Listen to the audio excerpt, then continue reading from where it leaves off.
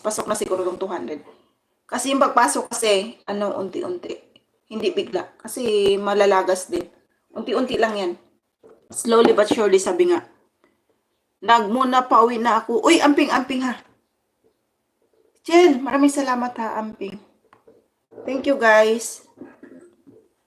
So, ayan. Maraming salamat po. Ano ka lang, Sisi, Sisi. Bunso, Eunice. Ang gagawin mo, like magla-live ka today. So, ganito lang. Mag-ano ka, tawag dito, mag-highlights ka, ganyan. Video ka lang ng mga 5 to 8 minutes. Yung, kunyari, papunta ka sa grocery store. O habang nasa labas ka. Basta guys, ano ko lang, Rachel, payo ko lang talaga sa inyo, huwag kayong masyadong malikot. Pag nag-video, kahit yung sa pang screencast, though, ang nakakapag, ano lang naman yan kasi, pag humina ang internet kasi lumalabo, nagbablur. Pero the rest kasi, pag naka-steady ang phone mo at ang paggalaw mo ay paunti-unting ganito, maganda yung capture ng camera. So, ang possibility niyan, makakahata ka ng maraming viewers kasi pag malinaw ang camera mo. Ang ending kasi, marami kasi yung nagvi-video na malikot, yung pag nagvi-video ng ganyan, naglalakad. Tapos ang phone is wala ganong stability. So, ang ending, yung video, gumaganon-ganon. Tulad ni si Evelyn Escotuto. Pag pinapanood yun, nahihilo ako doon. Ang likot kasi nga, hindi naman, pag tayo kasi nag-video na ng ganito, naglalakad ka, hindi mo naman pansin na malikot yun eh. Pag in-upload mo na, doon mo na makikita na, ay, ang pangit ng pagka-video ko, ang labo, kasi sobrang galaw. Pag magalaw kasi, siyempre yung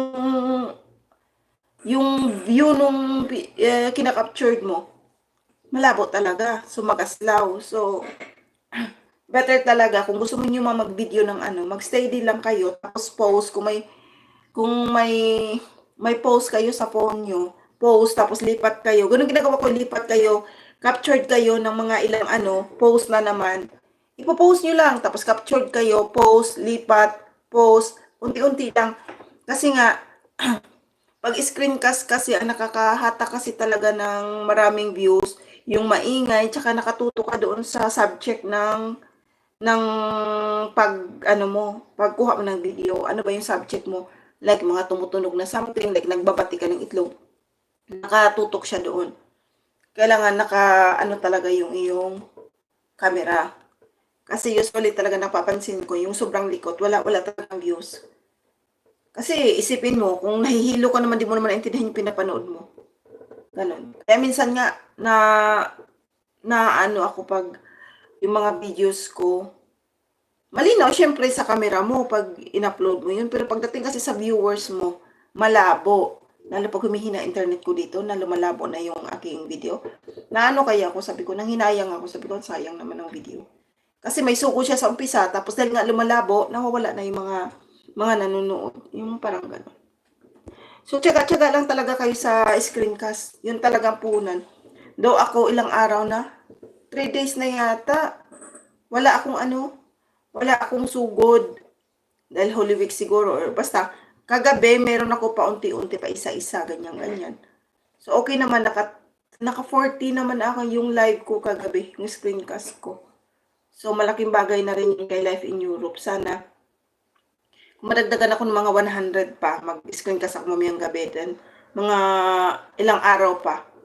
Sana makapasok sa ads. Kaso lang, hindi pa kinulang pa yung natin eh. Kulang pa. Doon nagpalipad si CC Life kahapon. Hindi ko pala na-post yun. Andito pala sa isang phone. Si CC Life nagpalipad kahapon. Tapos si Ichil nagbigay din ni Nung Pao. Para sa, alam niyo naman, may $10 threshold kasi yan. So, hindi pa umabot yung ko. Yung sa threshold ni Life in Europe. Pero tingnan natin. Then, tingnan ko nga pala. Dito, mag-auto channel mo na nga ako. Iba kasi yung view ng sa cellphone at dito sa laptop. So titingnan natin yung update dito sa laptop kung ano yung. Then guys, magsisilip na ako sa inyo ngayon ha. Magsusukli ako habang ako'y malapit na magluto. So wait lang, ano pa yung sitwasyon ng ating channel. Sa laptop ko na si